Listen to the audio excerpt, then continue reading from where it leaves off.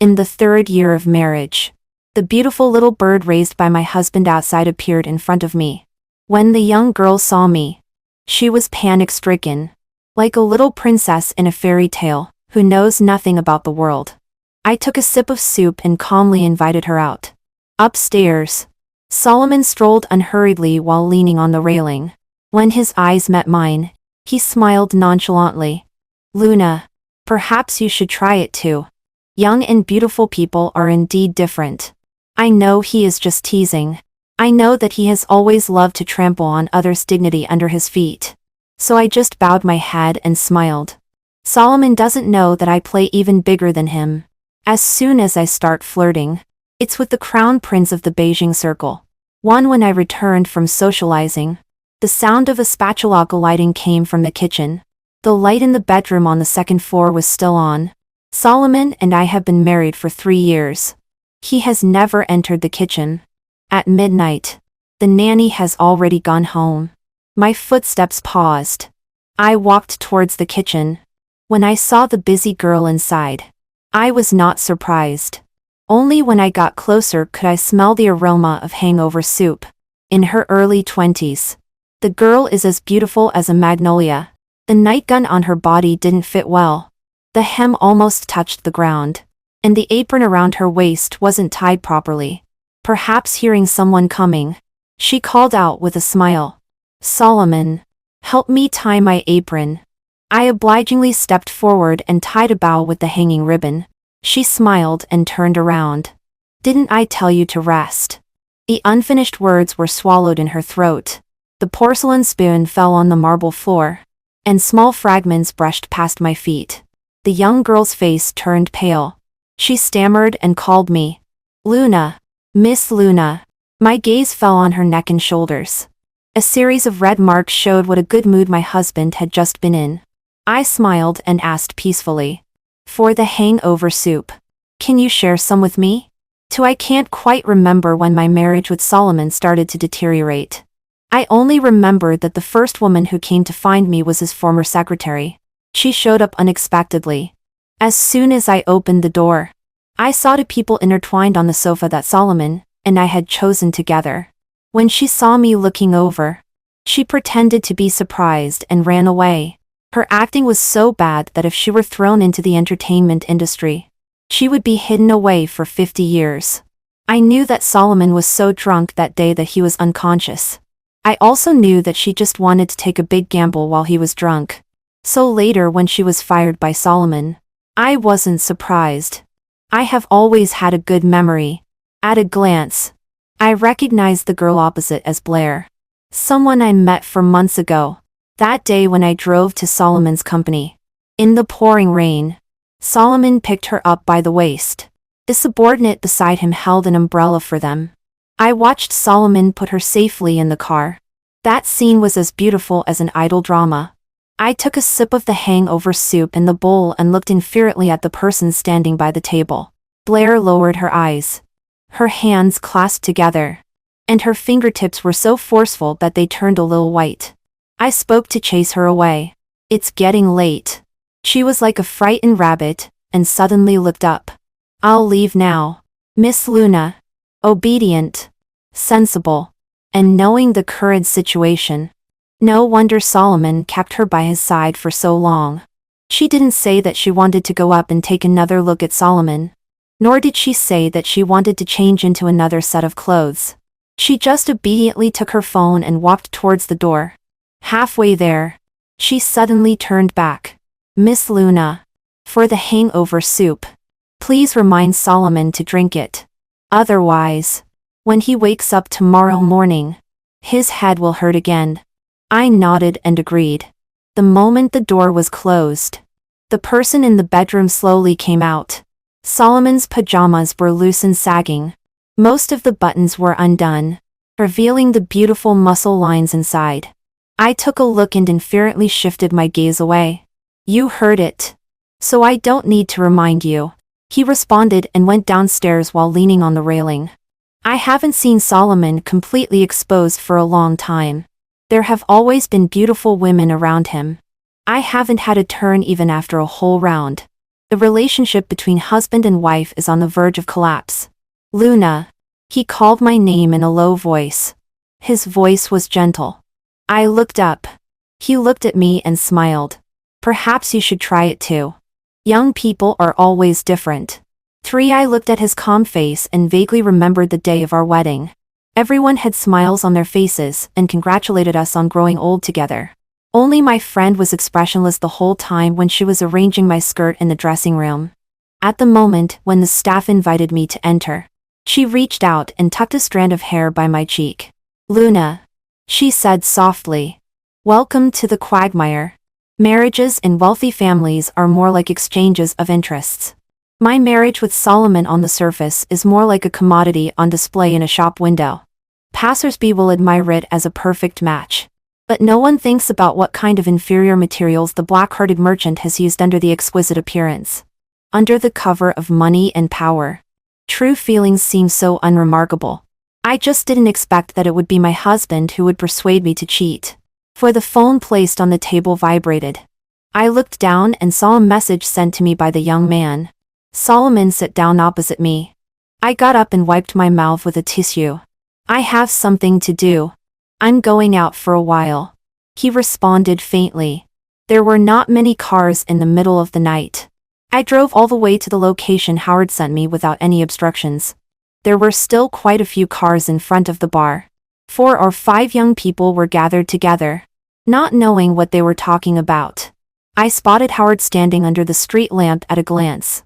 The young man had a tall and slender figure, with broad shoulders and a narrow waist. The white light falling on his head made his face a bit blurry, but it was still stunningly beautiful at a glance. I parked my car by the side of the road, got out and walked over to call him. Howard. He looked up.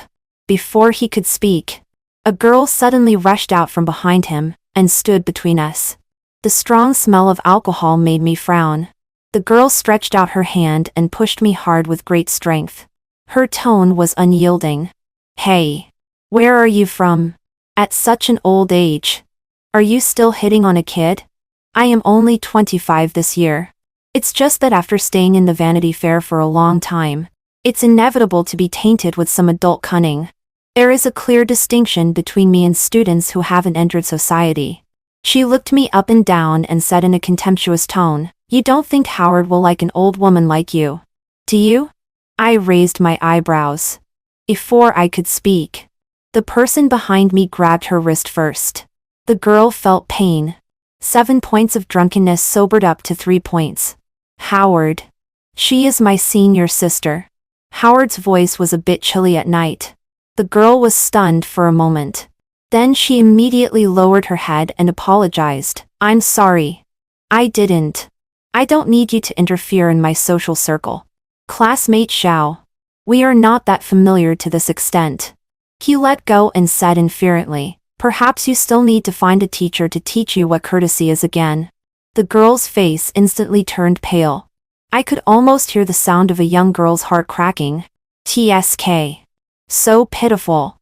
5. I also met Howard in a bar. For the first time. The scandal surrounding Solomon backfired and fell on the two of us. The company's stock price was innocently affected. I still had to worry about handling his public relations.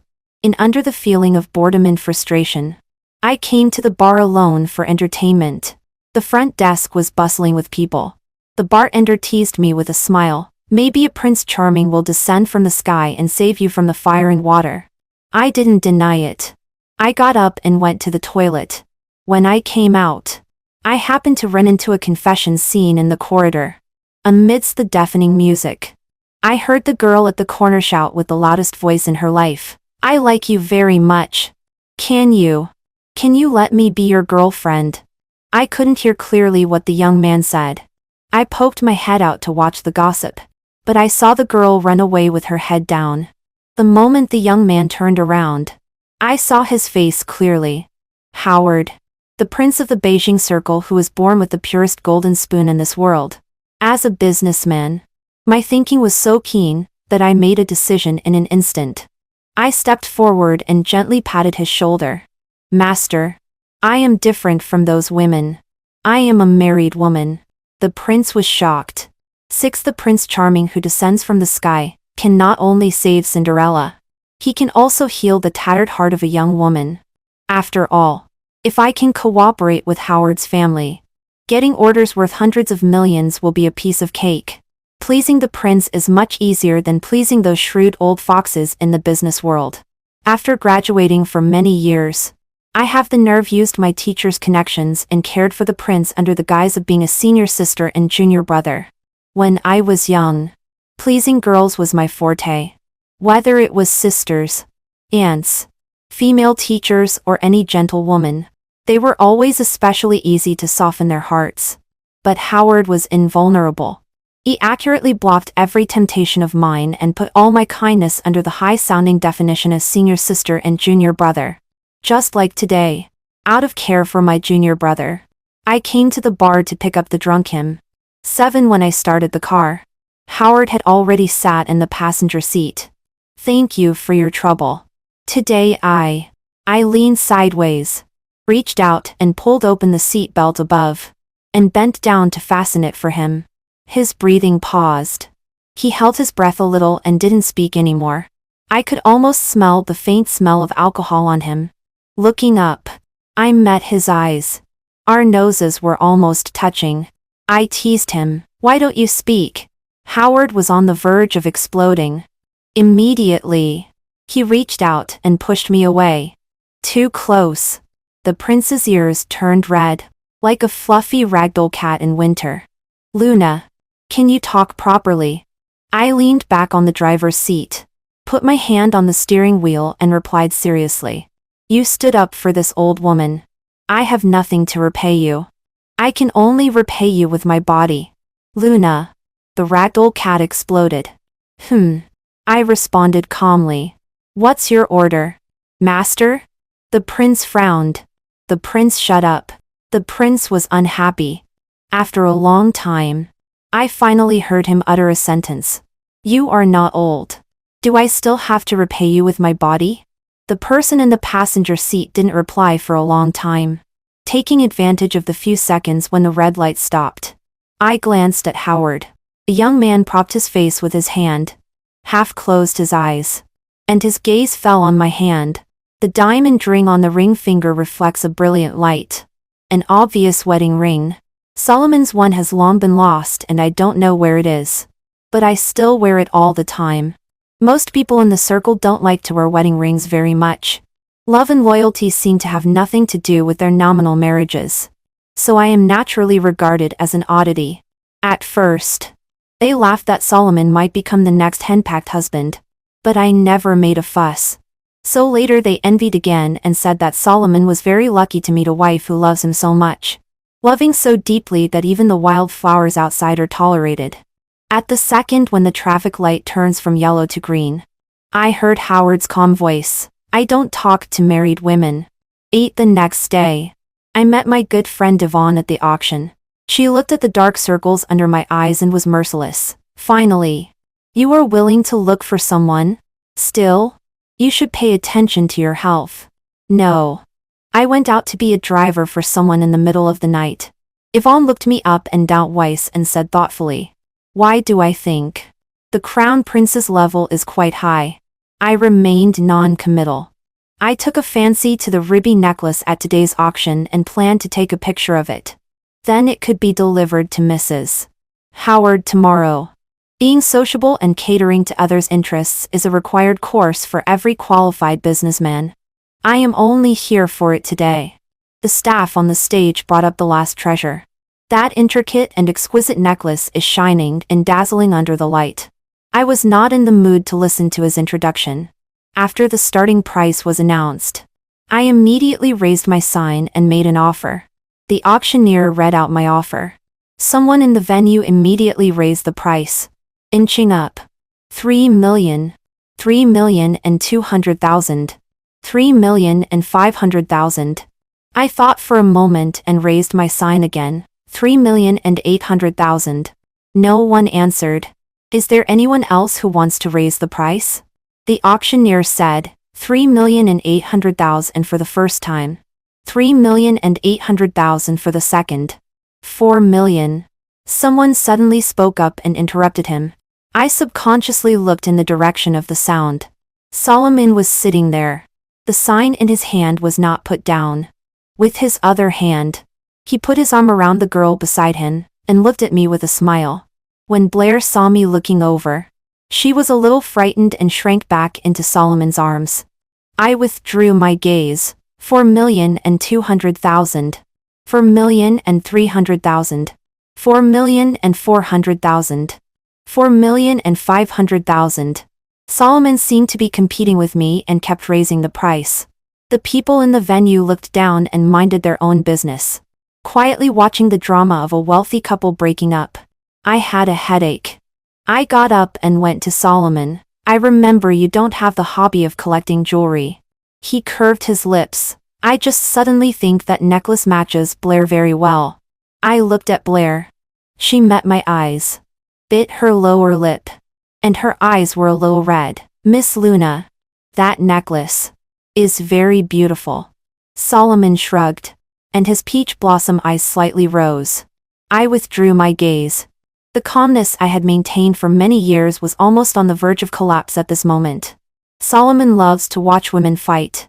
Especially loves to see me lose my composure. The women around him are endless, and the means of provoking me are various. The only time I lost my composure was 2 years ago when I slapped that person with my own hand. I can't remember her appearance very clearly. I only remember that Solomon was very happy when he saw me angry that day. He put his hand on mine that had hit someone and gently stroked it twice. His tone was doting. Luna, if she makes you unhappy, just tell me. There's no need to dirty your hand. 9. I didn't speak anymore and got up and walked out.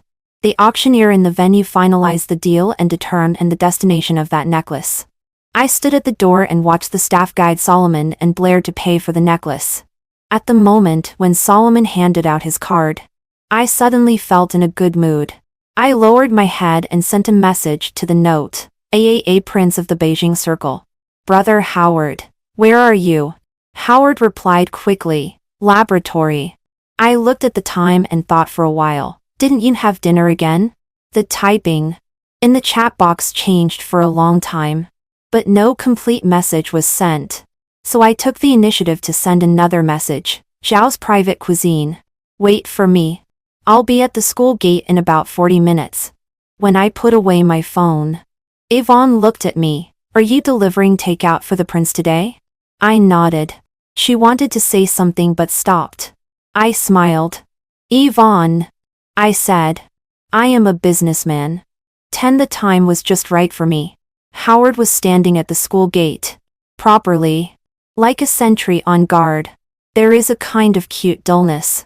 I drove the car up to him, rolled down the window, and handed him the things on the passenger seat. Howard murmured his thanks. I raised my eyes. Just as I was about to tease him, I saw two familiar figures not far away. The world is really small. A little white flower my husband keeps turns out to be a top student. The necklace that Solomon just bought has already been worn around Blair's neck. Under the night, its beauty is still unstoppable. Jewelry exists to set off people.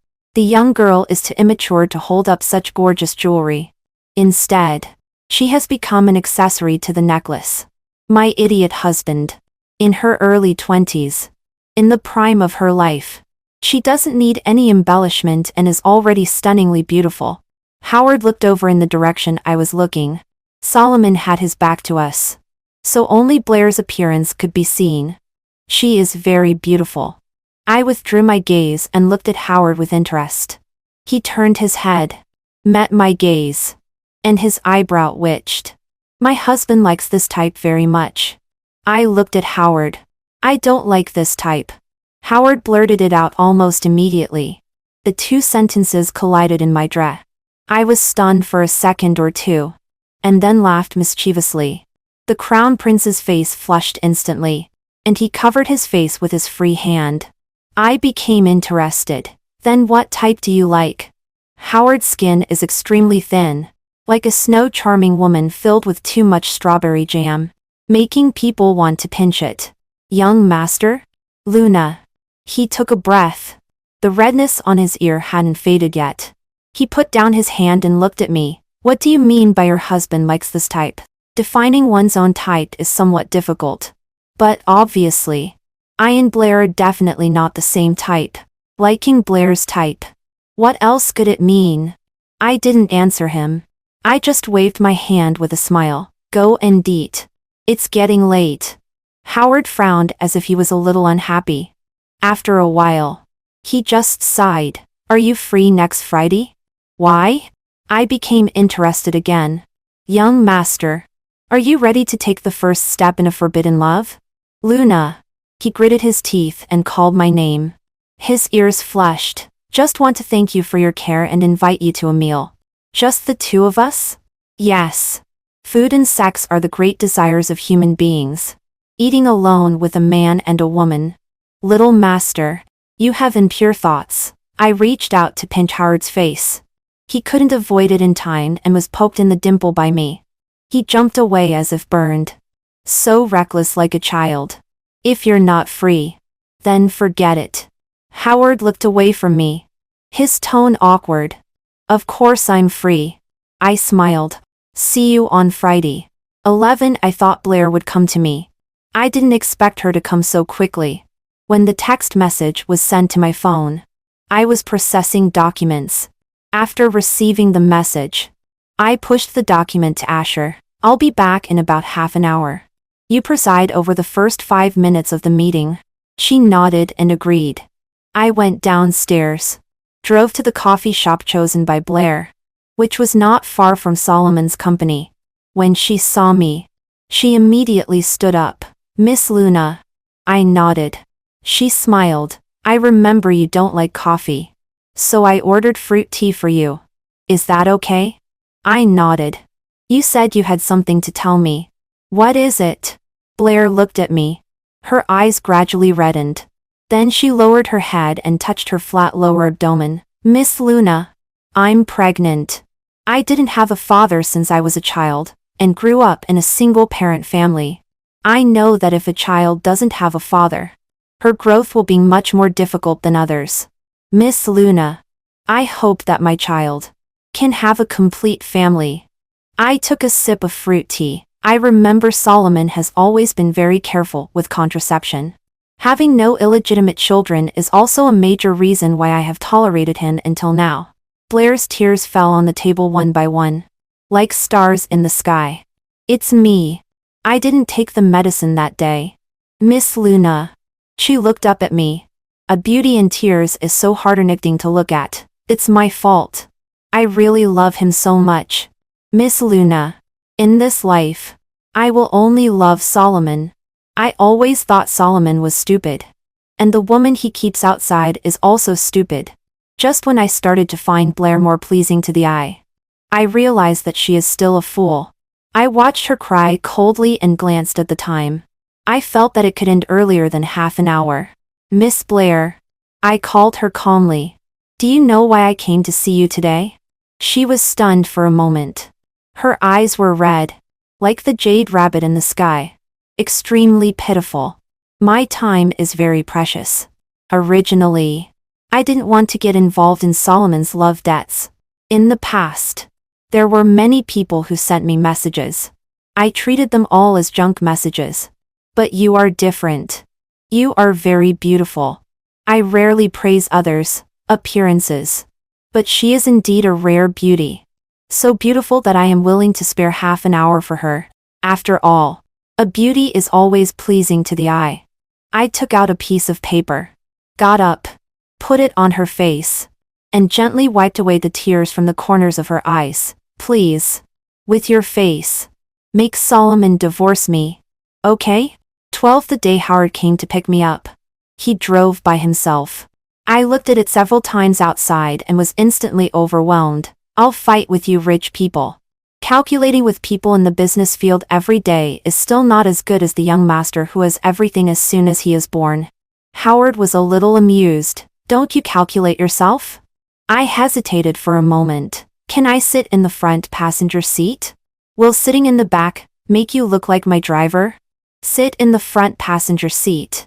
When I was young, I heard people say that people will eventually grow into the people they hate the most. I spoke first.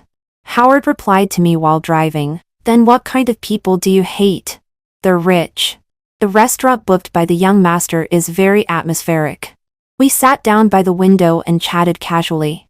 In the middle of the meal, a waiter pushed a trolley over. There was an unbaked cake on the trolley. I looked up in surprise.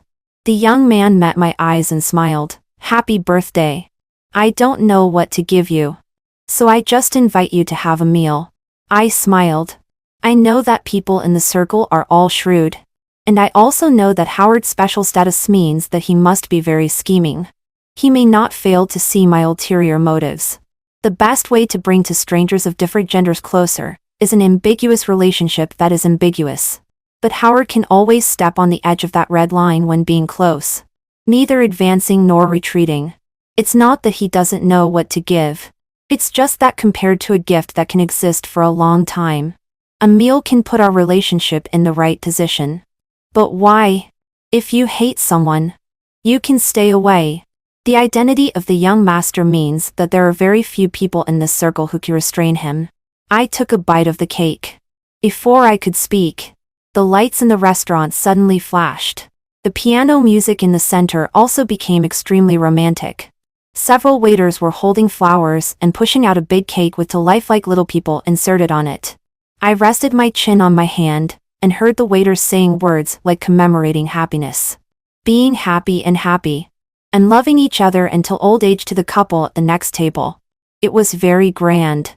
I sighed. So happy. Howard looked over and his expression was a little complicated. Your husband, maybe, at home, has also prepared, such a surprise for you. He spoke in a stuttering way. I looked at him and smiled. Howard met my eyes. After a long time, he lowered his eyes as if avoiding. You really aren't curious about me. I teased him. I reached out and held his chin and pointed it towards the happy couple. One is Blair, whom he has seen.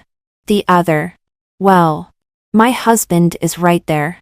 13 at the moment. Howard got up. The wine glass on the table was almost knocked over by him. I reached out and grabbed his wrist. The young man's movement paused. He looked down and met my smiling eyes. The anger on his face softened by 3 points. For the first time, the lose one's composure young master didn't shake off my hand like avoiding the plague as before. I rested my chin on my hand and looked at him and smiled. Do you want to have a drink with me? 14, when I sent Howard to the hotel. In fact, I didn't drink much, and neither did he. But at the moment I was about to say goodbye, I suddenly heard him ask, Luna, the first day we met, that day, you went to the bar because of him, right? Howard was sitting on a chair, looking up and making eye contact with me without dodging. The cold white skin was flushed pink by the alcohol, but those eyes were like a night full of stars, extremely bright. Since the day I met Howard, he seems to have been rejecting others all the time. Indifferent. Noble. A child of a high-ranking family influenced by good family traditions. Only when facing me, occasionally a few traces of youthfulness would be revealed. Perhaps it's because the night is so beautiful. Or perhaps it's because the alcohol is intoxicating. Everything is telling me, now is the perfect time for heart-to-heart talks. I took a step forward and reached out. Howard didn't dodge. I smiled. My marriage is very unsuccessful. In fact, I've always known that he has someone outside. As long as it doesn't come to me, I always let him be. Everyone laughs at me for being stupid. He plays so wildly outside. And I still insist on wearing our wedding ring alone.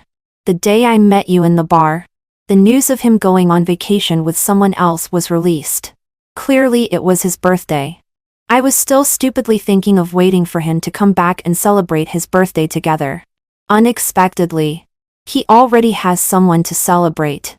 I was very sad that day. After drinking too much, I thought, then why can't I? I looked at Howard, and suddenly my vision became a little blurry. The moonlight is quiet. Such a good atmosphere has the magic to turn lies into truth. Why am I the only one holding on? I stroked Howard's face. He was stunned for a moment. Luna, I said, and then I saw you. You are so special. You are different from everyone I know. You give me a sense of alienation. A very lonely feeling. Being close yet distant. I've heard many people say that they are lonely. But I think your loneliness is the real loneliness. I feel that deep down in your heart. There has always been only yourself. You have always been pretending. I lowered my head and our eyes met. So close that our breaths touched. The young man's face slowly turned from pink to red. Like a pressure cooker with a tightened valve. I choked up. Can you accompany me? Or? I leaned close to his ear and whispered. Give me a cooperation opportunity. 15. 16. I took 2 steps back, and almost burst out laughing in front of the young master. Howard's face was a mixture of expressions. It took him a long time to figure it out. His face was so gloomy that it seemed as if water could drip from it. Luna. The young man gritted his teeth and called my name. I responded with a smile. Watch less cheesy dramas. Young master. I waved my hand. Get some rest early. I'll pick you up and take you back to school tomorrow morning. Howard didn't speak and looked at me, grinding his teeth. I turned and walked out. Just as my hand was about to touch the doorknob, the person behind me suddenly moved. A faint smell of alcohol surrounded me. The young man's imposing body drew close to me. In the moment I was distracted. A well-defined hand passed through my waist and landed on the lock. Click. Oops. I went too far. The back of my neck was gently bitten by someone's teeth, as if to vent anger, leaving a slightly itchy tooth mark. Luna. Howard's voice was a bit hoarse, containing some indescribable meaning. It seemed like anger and indulgence at the same time. Another hand landed on my waist. You. I was pulled into a burning embrace. The young man's voice fell by my ear, with a hint of gritted teeth. Whether you want me or a cooperation opportunity, I'll give them all to you. There's only one condition. Tomorrow. Immediately kick your deadbeat husband. 17. Even a clay figure has a bit of temper. As I lay on the bed, my head, steamed by the heat, was in a daze and I thought. The moonlight by the bed fell.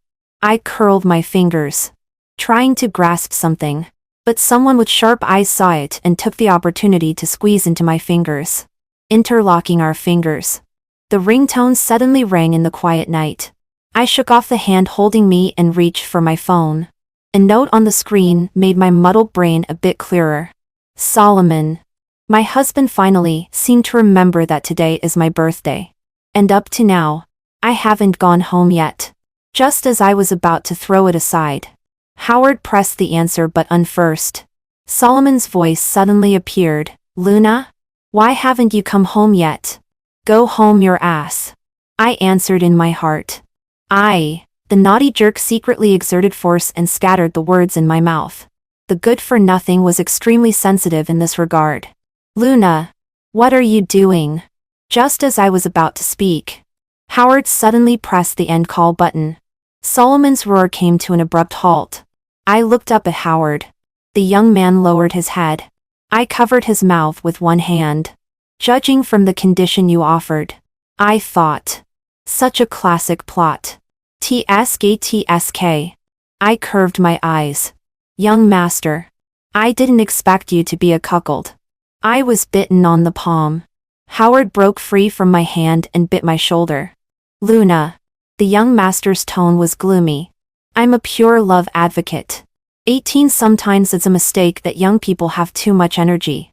When I got up, the young master was still sleeping, clinging to me like an octopus. I removed his hand and got out of bed quietly. There were more than 40 missed calls on my phone. From Solomon. When driving past the mall, I thought for a while, and stopped the car. It was almost noon when I got home. When I opened the door, I saw Solomon leaning against the sofa in the living room. His clothes and hair were a bit messy. There was also his phone by his hand. There was also a cake on the coffee table. I walked over and reached out to smooth his hair. But suddenly I was grabbed. Solomon opened his eyes, which were full of bloodshot. Luna. His tone was a bit angry. Where did you go last night? Who were you with? He paused for a moment, suddenly realizing something, and then touched my hand. Where's the ring? Luna. Where's your ring? It was taken off by a certain young master. I pursed my lips, pulled back my hand, and smiled at Solomon. I brought you a gift. Facing Solomon's puzzled gaze, I took out a hat from the paper bag from the mall. A bright green, shiny green hat. Tada! I placed the hat steadily on Solomon's head, and took 2 steps back to admire it. It suits you very well. I have unique vision. No wonder it's me. Solomon seemed on the verge of fainting from anger. He reached out, and threw his hat on the ground forcefully. We are all smart people. Solomon looked at me, his eyes heavy. Who is it? Are you going to cause trouble for him? For the sake of our marriage, I advise you not to. Even if you want to cause trouble for him, he won't be in too much trouble. Who is it? Solomon was relentless. I smiled. Howard. The title of the crown prince is very resounding. It stunned Solomon for a moment. When he came to his senses, he grabbed my hand. Luna. Are you lying to me? Right? Does he not believe that the crown prince is interested in a married woman? Or does he not believe that I would betray our marriage? I smiled and took out a document from my bag and threw it in front of him. Divorce agreement. The document has been drafted for a long time. I have also been waiting for a long time. Blair is still useless. I sat down opposite him. Take a look. The property division is very simple. Yours is yours. Mine is mine. I won't take advantage of you. I hope you can sign it today. The sooner we get divorced, the better. Solomon didn't move. Luna. We don't have to get divorced. If you mind Blair, I can let her. Solomon. I interrupted his words. Looking listless. I'm not asking for your opinion. I'm informing you. If there is a problem with the contract, we can improve it again. But divorce is certain. Luna. I won't. Thinking of our marriage. I think we don't need to go to this extent. I looked at him and uttered a word. Financial statement fraud. Solomon's expression changed immediately. Mr. Solomon.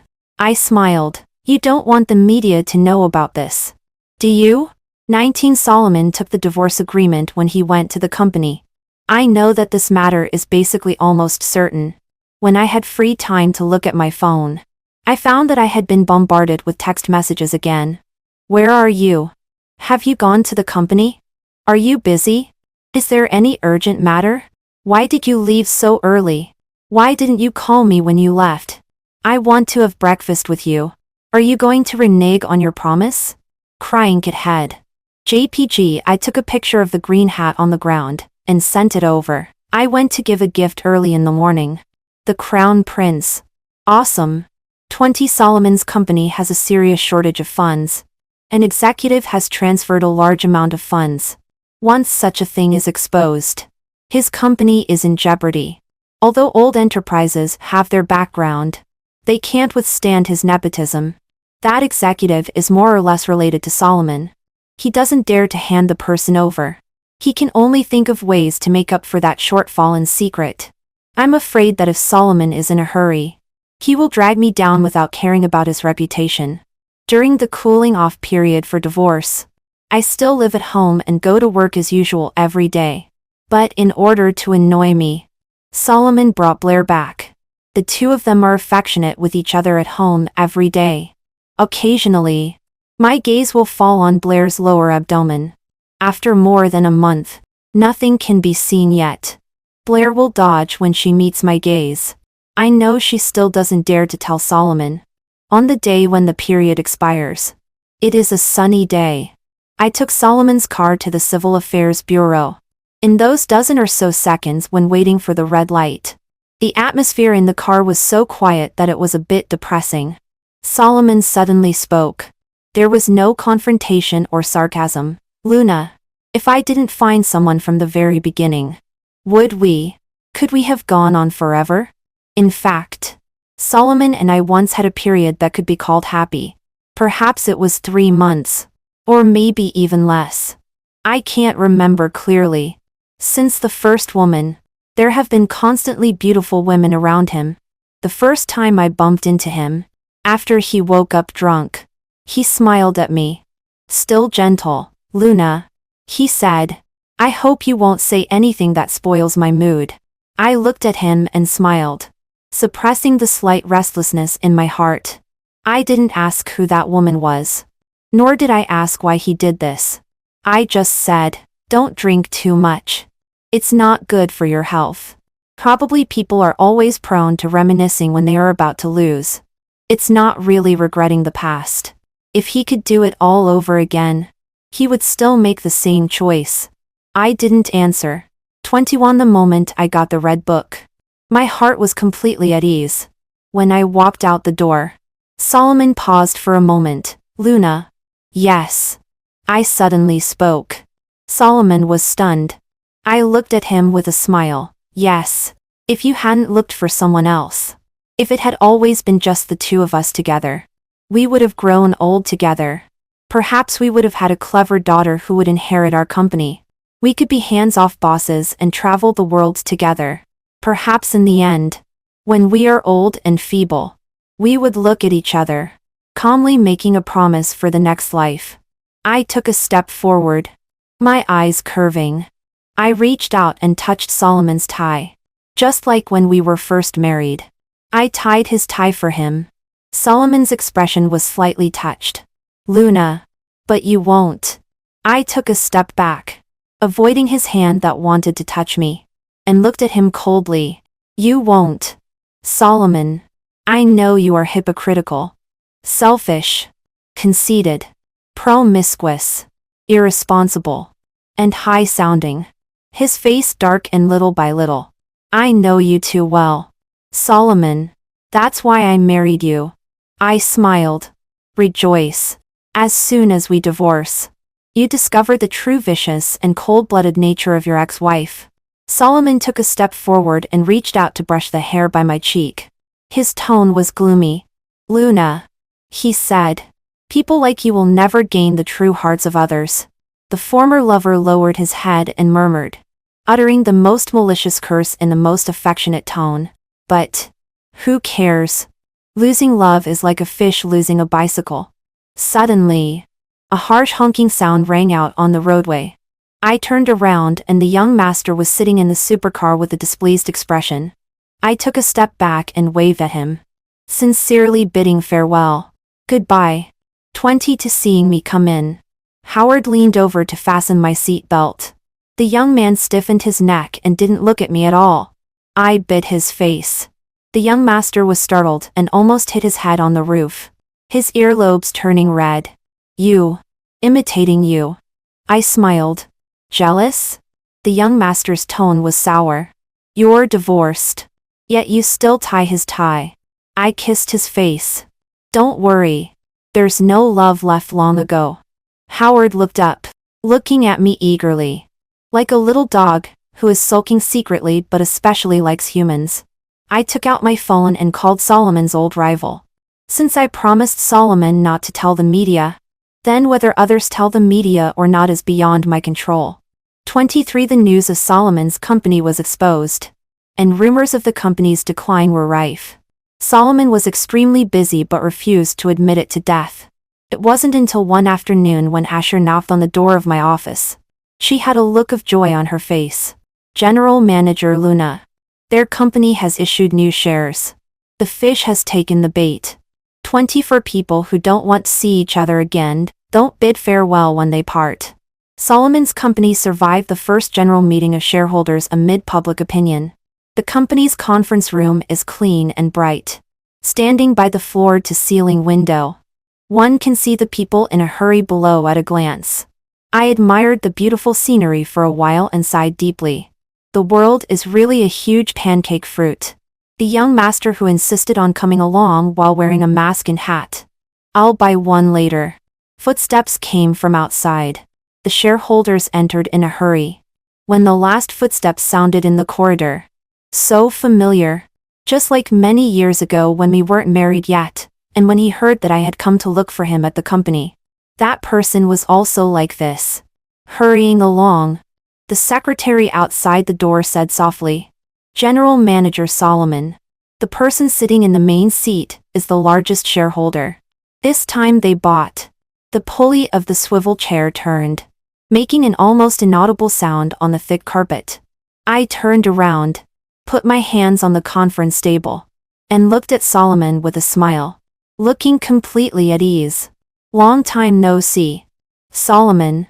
I didn't expect us to see each other again so soon." Solomon's expression almost cracked. 25 when we shook hands. He used almost 90% of his strength. And I didn't hold back either. My newly done manicure gave him a hard time. The meeting didn't go so smoothly because I was dedicated to finding faults with Solomon. It's not my fault. There are really too many loopholes in his company. Several times. Solomon almost couldn't maintain his expression when facing my questioning. The darker his face got, the better my mood became. When the meeting ended and the shareholders left one after another, someone wanted to exchange a few words with me, but Solomon intercepted them halfway. The man's tall figure blocked me. Solomon lowered his eyes. His gaze was deep, and his face was so dark that it could drip water. "Luna, you are really..." He ground his teeth. "Despicable and shameless." I stopped the young master behind me who was ready to act. I calmly patted the non-existent dust on Solomon's shoulder and said in a reprobative tone, "Solomon, this is your fault. How can business matters be called despicable and shameless? You can't hold on to the company." I looked at him and smiled, but there was a certain coldness in my eyes. "Then don't blame others. The business world is inherently ruthless, surrounded by wolves. Who knows who will bite whom in the back the moment they see a piece of fat? As I've said, I am a businessman." 26 When I left Solomon Company and sat down in the car, I suddenly caught a familiar figure at the gate. My hand was held. The young master took off his hat, and the broken hair on his forehead was slightly messy. He lowered his eyes, took a disinfectant wipe, and wiped my hand little by little, gently brushed over every inch of my fingertips.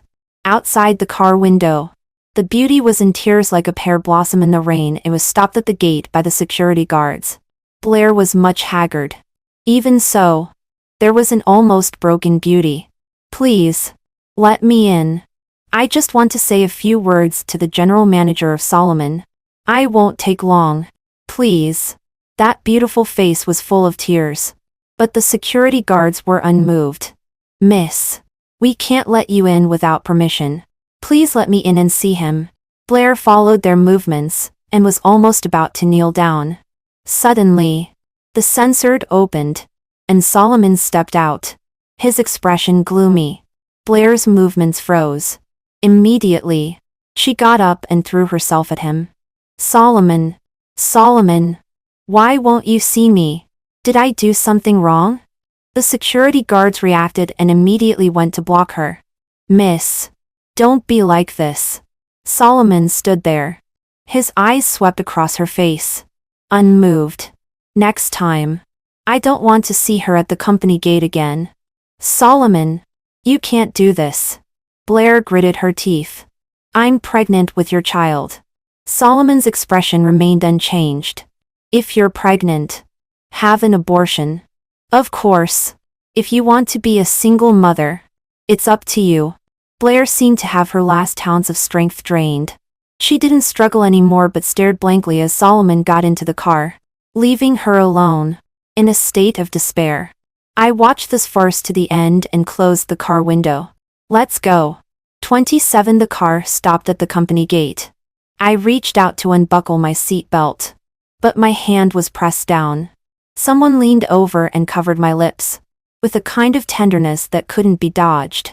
The pressed hand was instead held in the palm. A ring with body temperature encircled my ring finger, firmly fastened on my hand.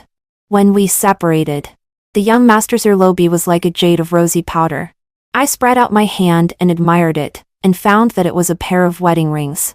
Declaring sovereignty? The young master blushed like a child guarding his candy. You can't let me follow you without a proper status. I turned my head to admire his beauty and smiled. Aren't you afraid? Aren't you afraid that I will look for someone else? Young master. My voice was gentle.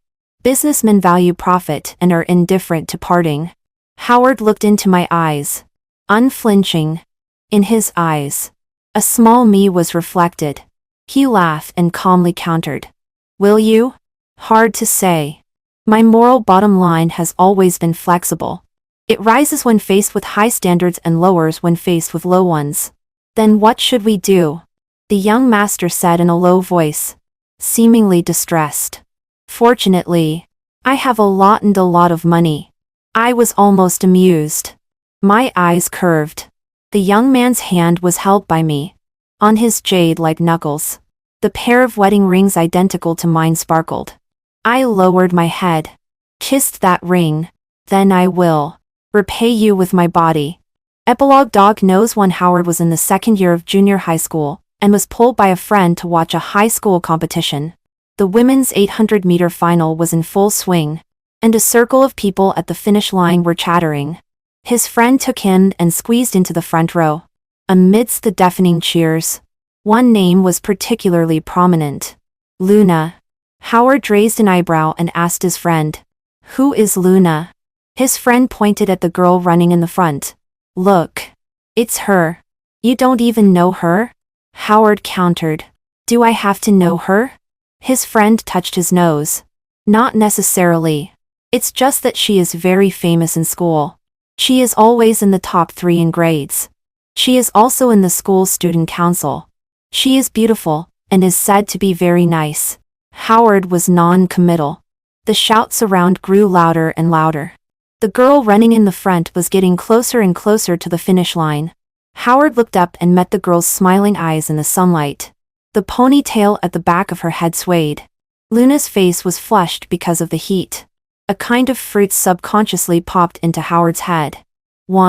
After a moment of stunned hesitation, the young girl broke through the finish line. Amidst the deafening cheers, she couldn't restrain the speed of her feet in time, and directly crashed into the person in front. Howard instinctively reached out, knocked down by a force.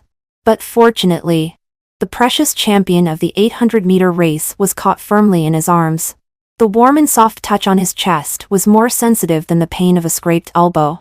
At the moment Howard's body temperature rose, there was only one thought in his head. It was the fragrance of camellias. 2. Howard seldom dreams. His sleep quality has always been very good.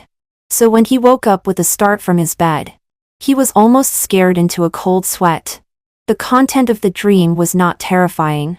In fact, it could even be called charming. For the first time, the teenager's wild thoughts touched the edge of adolescence. In the dream, the girl just held his hand and walked slowly on the path in the park. In the second before being awakened, the girl smiled and burrowed into his arms, looking up and gently kissing his dimple. The sunlight leaking through the layers of leaves quietly fell on her face. With a beautiful forehead and moth-like eyebrows, a charming smile and beautiful eyes, it was Luna's face. The consequence of physiology entering adolescence one step ahead of the spirit is that when he wakes up, he will see the already raised flag, standing straight and greeting him. Howard covered his face with his hand and berated himself for being dirty, filthy, and vulgar. Although the century-old family with a long heritage cannot be considered a scholarly family, at least it can be praised as having an upright family style. The young master, surrounded by gold and jade and full of high spirits, despised himself extremely for the first time. 3. At the age of 21, Howard was tricked by his fair-weather friends to an entertainment place. When he saw the group of beautiful girls huddled in the private room, he realized that he had been tricked. His friends sat on one side watching the show. The girls swarmed up and blocked all his escape routes. Howard stood in the circle with his ears buzzing, feeling that his head was only one step away from exploding, mainly because he was angry with his fair-weather friends. After finally finding an excuse to sneak away to the bathroom, Howard was calling his friend in the corridor. Before the call was connected, he was stopped by a girl who confessed her love. 20 years of self-cultivation made him suppress the anger in his heart and politely refuse. The young and beautiful girl covered her face and fled. His buddy spoke gloating lie on the other end. There are a few more who just went out to look for you. If you do this kind of thing again next time, you're done, Howard said lightly. The person on the other end finally realized that the young master's mood was extremely bad and soft, and his tone to apologize and soothe his good brother's mood. Howard didn't hang up the phone and listen to the person on the other end confessing. But his waist was suddenly encircled from behind. The fragrance of camellias spread from behind, vividly arousing all the senses of the young man. The voice falling by his ear carried some dust of time. But it was as familiar as an old friend who had just talked yesterday. The young master's adrenaline soared, as if two muscular giants, 1.9 meters tall, were beating drums crazily in his heart. The person behind him spoke with a smile in his tone, breathing softly by his ear. Young master, I'm different from those women. I'm a married woman. The long-dormant little deer almost crashed and died in his heart. 4. The young master lacks experience. But fortunately, he is young, full of enthusiasm, and has inexhaustible energy and brute force. There is also the surging love, possessiveness, and a little bit of dark jealousy that finally breaks through the floodgates, under the oppression of ethics and worldly morality. Howard lowered his head. Plum blossoms bloomed one after another on the snow. All the way down, the room was not lit. Only the intertwined gasps of the two people were deafening in the quiet night. Suddenly, his face was cupped. Howard looked up. Luna's hair was scattered on the white sheet. The moonlight outside the window fell into her eyes, and physiological tears moistened her eyelashes. The eyes filled with moonlight were like washed gems, with flowing glances, shining brightly in the dim room. Luna looked into his eyes and smiled with her eyes. Are you a dog? Howard inappropriately remembered the innocent nursery rhyme he learned in his pure and innocent childhood. A group of little painters came in the snow. Little chicks draw bamboo leaves. Little dogs draw plum blossoms. Little dogs draw plum blossoms. A very slight laugh escaped from the young man's throat. He lowered his head and a kiss fell between her eyebrows, bringing a trace of ticklishness. The fragrance of camellias filled the tip of his nose. She asked teasingly. Howard answered seriously. It's possible. The end. The end. The end. The end. The end. The end.